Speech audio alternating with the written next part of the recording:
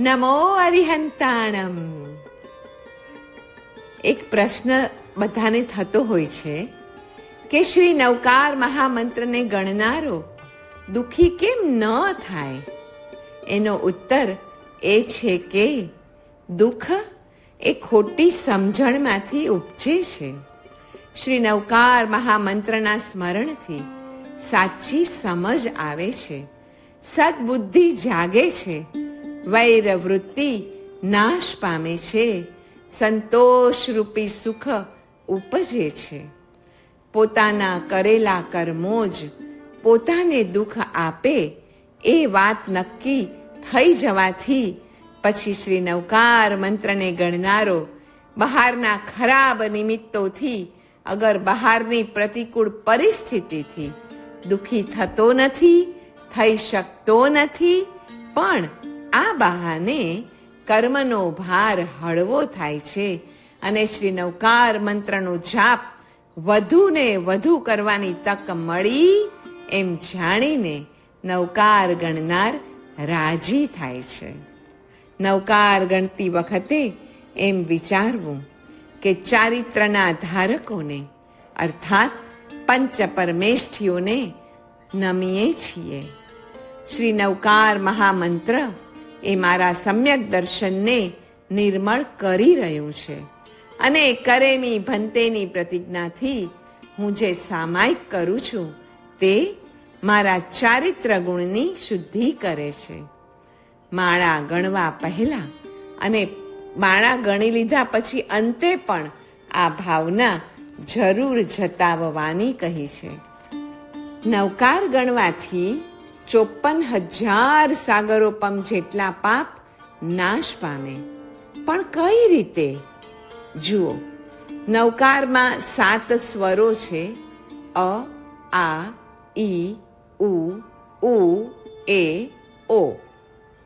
હવે 68 અક્ષર માતૃકા એને ગુણ્યા આ 7 સ્વરો એટલે 476 વત્તા 9 પદ વત્તા 8 સંપદા તથા 7 એટલે કે 500.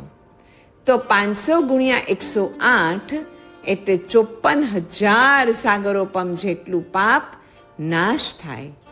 નવકારના જાપથી પાપ કરવાની વૃત્તિનો નાશ થાય છે. પાપ કરવું તો ભયંકર છે જ, પરંતુ તેથી પણ વધુ ભયંકર તો પાપ કરવાની વૃત્તિ છે. એનો સદંતર નાશ નવકારના જાપથી જ થાય છે. નવકારના પ્રથમ પદમાં વર્ણ માતૃકાનું પણ બીજ છે. નમો અરિહંતાણમ. આ પદમાં વર્ણ માતૃકાનું બીજ છે. કામધેનુ ગાય, કલ્પવૃક્ષ તથા ચિંતામણી રત્ન આદિ આપણા પુણ્યનો ઉદય સહકારી હોય તો વળી ફળે, પણ નવકાર તો પાપનો નાશ કરે અને પુણ્ય ન હોય તો મેળવી આપે છે. માટે તે ચિંતામણીથી પણ ચઢિયાતો છે અને એટલે જ તે મંત્ર નહીં પણ મહામંત્ર કહેવાય છે. શ્રી નમસ્કાર મહામંત્રના જાપ કર્મોના બંધનને દૂર કરીને શાશ્વત પદની નિયમા પ્રાપ્તિ કરાવે જ છે. નવકાર મહામંત્રના જાપ એટલે ઈષ્ટને નમસ્કાર, એટલે આત્માનો વિશ્રામ. પુણ્યરૂપી શરીરને જન્મ આપનાર, પાલન ઉપરાંત પોષણ કરનાર, શુદ્ધિ અને વૃદ્ધિ કરનાર ઈષ્ટને થતી નમસ્કૃતિ જ છે. આત્મારૂપી હંસને વિશ્રામ તો ઈષ્ટને નમસ્કાર જ છે. જલની જેમ તાપ શમાવનાર, તૃષા छिपावનાર અથવા કર્મમલને હટાવનાર પરમેષ્ઠી નમસ્કારને છોડીને બીજું કોઈ વિશ્રાંતિનું સ્થાન આપણા આત્મા માટે આ 3 લોક કે 3 કાળમાં નથી જ. બીજા બધા વિસામાં ક્ષણિક વિશ્રાંતિ આપીને ફરીથી તપાવનાર છે, કિંતુ સાચો અને કાયમી વિસામો તો ભાવપૂર્વકના પરમેષ્ઠી નમસ્કારથી જ આપણને પ્રાપ્ત થાય છે. એનાથી અનુપમ વિશ્રાંતિ મળે છે. મહાન જ્ઞાની પુરુષો આત્માની વિશ્રાંતિ માટે આ મહામંત્રનું જ ધ્યાન ધર્યા કરે છે. મહામંત્રના ધ્યાનમાં એકવાર જો જીવ પરોવાઈ ગયો તો તેને ચારે બાજુથી વિશ્રાંતિ આપોઆપ આવી મળે છે. માટે જ આ અસાર એવા સંસારમાં ઇષ્ટ નમસ્કૃતિ એ જ સર્વસ્વ સારભૂત વસ્તુ છે. બધા જીવોને મોક્ષ મળો એ ભાવના સહિત શ્રાવકે રોજ 5 નવકારવાળી નીચે પ્રમાણે ગણવી. એક માળા હાથ ઉપર નંદાવર્ત પ્રમાણે, એક માળા એક વેઢા ઉપર એક કમળબંધ નવકાર પ્રમાણે, એક માળા એક વેઢા ઉપર 9 કમળબંધ નવકાર પ્રમાણે, 2 માળા શબ્દના ધ્વનિ ઉપર ધ્યાન કેન્દ્રિત કરીને, એક માળામાં 10 મિનિટથી વધારે મિનિટ ન થવી જોઈએ. નવકાર ગણતા એના ધ્વનિ ઉપર ધ્યાન કેન્દ્રિત કરવું. નવકારના શબ્દોમાં મહામુનિઓનો જગતનું હિત કરવાનો ઉત્કૃષ્ટ સંકલ્પ સમાયો છે અને તે સંકલ્પની પાછળ તેમના ઉત્કૃષ્ટ ચારિત્ર અને તપનો પ્રભાવ છે. તેથી જ તે શબ્દો અચિંત્ય શક્તિમાન બન્યા છે. તેનો આશ્રય લેનારની ભવપીડાનું તે નિવારણ કરે જ છે. નવકાર મહામંત્રના શબ્દમાં એવી તો શક્તિ છે કે એ આપણને 6 જીવ નિકાયના હિતવાળા તથા શ્રી પંચ પરમેષ્ઠી જેવા જ વિતરાગ બનાવી દેશે. નમો અરિહંતાણમ મંત્રમાં મંત્ર દેવતા એ અરિહંત છે, મંત્રદાતા એ ગુરુ છે, મંત્રનો જાપ કરનાર આપણો આત્મા છે તથા જપનું સાધન આપણા પ્રાણ, મન અને વાયુરૂપી પ્રાણ છે. બોલતી વખતે અંદરના વાયુરૂપી પ્રાણમાં જે હિલચાલ થાય છે તે પ્રાણ ઓષ્ઠ, તાલુ વગેરે સાથે જ્યારે અથડાય ત્યારે જે અવાજ નીકળે છે તે સ્થૂલ ધ્વનિ છે. સૂક્ષ્મ ધ્વનિરૂપ અનાહત નાદ તો સૃષ્ટિમાં નિરંતર ચાલ્યા જ કરતો હોય છે. માળા ગણવી એ અમૃત ક્રિયા છે. તે ગણતી વખતે શબ્દમાં મન, વચન, કાયાને પરોવવાના છે. માનસ છાપ અંતરંગ સંબંધ બંધાવે છે. દેવ, ગુરુ, પ્રાણ વગેરે સાથે અક્ષરો સંબંધ કરાવે છે. એટલે કાર્ય અક્ષરોએ કરવાનું છે, આપણે નહીં. જેમ કામ દવા કરે છે, દવાનું ચિંતન નહીં. એ જ રીતે કર્મ રોગ મટાડવા માટે આ મંત્રના અક્ષરો જ ઔષધ છે. નવકારના જાપ પૂર્વે એવો દ્રઢ સંકલ્પ કરવો કે મારી આ પવિત્ર ક્રિયાના બળથી મારી અંદર જ્ઞાયક ભાવ અર્થાત સાક્ષી ભાવ ઉત્પન્ન થવાનો છે. શુભમાંથી શુદ્ધમાં જવા માટે મને ખૂટતી કડીઓ આ ક્રિયા મેળવી જ આપશે. આવી ભાવનાથી ક્રિયા ઉપરનો ભાવ અખંડ રહે છે અને મહામંત્રના જાપ કદાપી બિનજરૂરી નહીં લાગે. જાપ વખતે કર્મક્ષય માટે આત્મ સ્વરૂપની વિચારણા કરવી અને આત્માને નિર્મળ કરવાના ભાવોને મુખ્ય બનાવવા.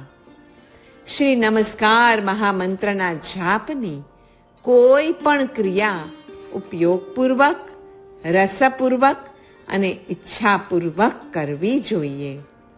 મહામંત્રની સાધના પ્રત્યે આટલું બધું આકર્ષણ થવાનું શું કારણ હશે?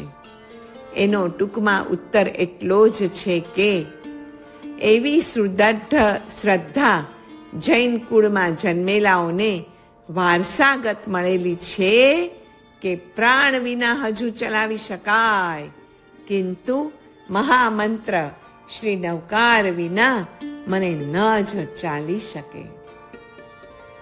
જૈન શાસનને પામેલા પુણ્યવાન આત્માનો તો પ્રાણ જ નવકાર છે.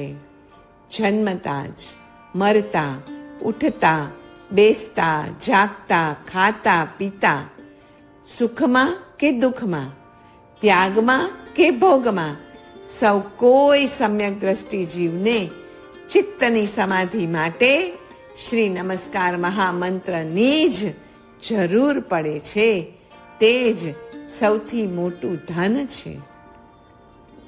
મહામંત્રના સ્મરણ વિના તે માતા વિનાના બાળકની જેમ અનાથ હતા તથા બેચેની અનુભવે છે. નવકાર એ સમ્યક દ્રષ્ટિ જીવની માતા છે, પિતા છે, બંધુ છે, મિત્ર છે, સ્વામી છે અને ગુરુ છે. લૌકિક હિતકારી માતા પિતા આદિ પણ તેના પ્રભાવે છે એમ તે માને છે. જન્માંતરે તેને એ જ એક સથવારો, સાથી કે સહાયક છે. આવી શ્રદ્ધા તેને સાથી બંધાણી હોય છે, કેમ કે તેને વારંવાર સાંભળવા મળે છે કે નવકાર એ દ્વાદશાંગીનો સાર છે, 14 પૂર્વનો ઉદ્ધાર છે. 14 પૂર્વીઓને પણ અંત સમયે તે જ એક પરમ આધાર છે. આ કહેનારા પુરુષો તેને મન શ્રદ્ધેય અને આરાધ્ય છે. વળી તે માને છે કે શ્રી નમસ્કાર મહામંત્રના પ્રત્યેક પદો અને વર્ણો પવિત્ર છે, કેમ કે તે શાશ્વત છે. તેનું સ્મરણ કરનારને તે પવિત્ર કરે છે અને પવિત્રતમ એવા પરમપદને પણ તે આપે છે. ઉપરાંત તે 9 પદો સર્વ લક્ષણોથી યુક્ત છે. લક્ષણોથી યુક્ત વસ્તુઓનું દેવતાઓ સન્નિધાન કરે છે. તેથી આ મહામંત્રના પ્રત્યેક 68 વર્ણો પ્રવર એવા પ્રવચન દેવતાઓથી અધિષ્ઠિત છે. વળી તે જાણે છે કે મંત્રના અક્ષરોને તેના વાચ્ય એવા પંચ પરમેષ્ઠીઓની સાથે અનાદિ સિદ્ધ સંબંધ છે. મંત્ર પદોનું સ્મરણ કરવાથી પરમેષ્ઠી ભગવંતોનું સ્મરણ થાય છે. મંત્રના અક્ષરો એ માત્ર અક્ષરો જ નથી, પણ વાચ્ય વાચક સંબંધથી સિદ્ધ સ્વયં પરમેષ્ઠીઓ જ છે. સર્વ સમ્યક દ્રષ્ટિ જીવો આ મહામંત્રનું સતત આરાધન કરી રહ્યા હોય છે અને એ દ્વારા પંચ પરમેષ્ઠીઓની સાથે તન્મય ભાવને પણ પામી રહ્યા હોય છે. જૈન શાસ્ત્રોમાં ઇષ્ટ દેવતાના સતત સ્મરણને આદિ ધાર્મિક પુરુષનું પ્રધાન લક્ષણ કહ્યું છે. શ્રી જિનેશ્વર દેવના શાસનમાં આ મહામંત્રનું આરાધન કરવા માટે આ બાલ વૃદ્ધ સૌ કોઈ એક અપેક્ષાએ સમાન અધિકારી માન્યા છે. એ રીતે સર્વ પ્રકારના અધિકારીને ઉપકારક હોવાથી મહામંત્રની સાધનામાં ઉપયોગી એવા વિષયો તેના અર્થી જીવોને પ્રિય હોય જ એમાં આશ્ચર્ય ક્યાં હોઈ શકે. જ્યાં સુધી આ મહામંત્ર અને તેની સાધના વિદ્યમાન છે ત્યાં સુધી જૈન સંઘને તેનો અભ્યુદય સાધવામાં તે ધારે તો એક ક્ષણ પણ વિલંબ થાય તેમ નથી. માત્ર સાધકોએ યોગ્ય અને અધિકારી બનવું જોઈએ. સર્વ તીર્થંકરો તથા ગણધરો તે ભવમાં યા પૂર્વ ભવોમાં આ મહામંત્રની સાધના કરીને તેનું ફળ સાક્ષાત અનુભવીને પછી ઉપદેશનારા હોય છે. તેઓની સંકલ્પ શક્તિ પણ શ્રી મહામંત્રને પ્રભાવશાળી બનાવવામાં સહકારી હોય છે. શ્રી નવકાર મહામંત્ર દ્વારા જાણવાની વસ્તુ એક જ છે, આત્મા, અને જાણનાર પોતે પણ આત્મા જ છે. તેથી શ્રી નવકાર એ 14 પૂર્વનો સાર છે. 14 પૂર્વ પણ આત્માને જ જણાવે છે અને શ્રી નવકાર પણ આત્માને જ જણાવે છે. જે ફળ 14 પૂર્વના અધ્યયન વડે પમાય છે તે જ ફળ શ્રી નવકાર મહામંત્રના અધ્યયન વડે પણ પમાય છે. એ ફળને ચિત્ત વિશુદ્ધિ કે ભાવ વિશુદ્ધિ પણ કહેવાય છે. આપણા મહામહિમાશાળી આત્મદ્રવ્યને ઓળખાવનાર શ્રી તીર્થંકર પરમાત્માઓ છે. તેથી તેમના પ્રત્યેની ભક્તિ આગળ જતા ક્રિયા તરફ આદર જગાડીને પ્રયત્નમાં પરિણામ પામે છે. મંગલાણંચ સવ્વે સિમ એટલે આપણું શુદ્ધ આત્મદ્રવ્ય. માટે પરમાત્માના શરણાગતને કોઈ કરતા કોઈ અમંગલ નડતું નથી, પરંતુ અમંગલકારી બળો પણ મંગલકર નીવડે છે. સરવાળે સઘળોએ મહિમા માત્ર અને માત્ર આત્મદ્રવ્યનો જ છે. શિવ સુખનું અદ્વિતીય કારણ દર્શાવતા શાસ્ત્રોમાં કહ્યું છે કે શ્રી નમસ્કાર મહામંત્રમાં પુણ્યાનુબંધી પુણ્યની પ્રાપ્તિના સઘળાએ ઉપાયોનો સંગ્રહ છે. કેમ કે શ્રી નમસ્કાર મંત્રથી જીવદયાનો પરિણામ જાગે છે. સંસારના સુખો પ્રત્યે ઉદાસીનતાનો ભાવ જાગે છે. દેવગુરુની વિધિવત એકાગ્ર ચિત્તે ઉપાસના થાય છે. દયા, દાન, પરોપકાર, સદાચાર આદિના પાલનરૂપ શીલ વૃત્તિ જાગે છે. પર પીડાથી નિવૃત્ત થવાની તથા પરને સહાયરૂપ બનવાની વૃત્તિ ઉત્પન્ન થાય છે. ચિત્ત વૃત્તિની અશુદ્ધિનો ક્ષય થાય છે. વિશુદ્ધ ચિત્તની ઉત્પત્તિ થાય છે.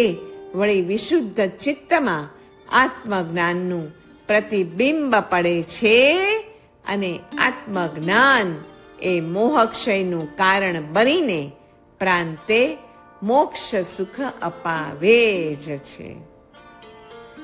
આ બધા લાભોનું મૂળ શ્રી નમસ્કાર મંત્રની આરાધના જ છે.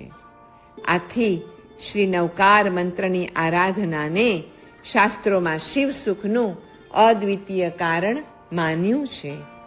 નવકારના જાપને શીઘ્ર ફળદાયી બનાવવા માટેની અનિવાર્ય શરત અરિહંત દેવ પ્રત્યેની અવિહળ ભક્તિ છે. નવકાર મહામંત્રના પ્રકાશક તેઓ જ છે. તેમના પ્રત્યે જેટલી ભક્તિ, જેટલી શ્રદ્ધા અને જેટલો વિશ્વાસ અધિક, તેટલું ફલ અધિક. મોક્ષ માર્ગની સાધનામાં અરિહંત દેવ મુખ્ય છે અને જાપની વિધિમાં એકાગ્રતા મુખ્ય છે. બીજા કોઈ વિચારને જાપ વખતે આવવા દેવો જોઈએ નહીં. પાણીમાં ડૂબકી મારતી વખતે જેમ પાણી સિવાય કોઈ પણ વસ્તુની હયાતી હોતી નથી અને આખી દુનિયા જલમય બની જાય છે, તેમ જાપ વખતે પણ મનને પંચ પરમેષ્ઠીના ધ્યાનરૂપી સાગરમાં ડૂબકી મારવાની હોય છે. તે વખતે આપણી આંતર દુનિયા પરમેષ્ઠીમય થઈ જવી જ જોઈએ. શરૂઆતમાં બીજા વિચારો આવ્યા વિના નહીં રહે, પરંતુ તેને જાગૃતિપૂર્વક દૂર હટાવવાના હોય છે. બીજો વિચાર આવતાની સાથે જ તેને હડસેલી દેવાનો હોય છે. આમ નવકાર ગણીએ અને તેનું પરમ ફળ પામીએ.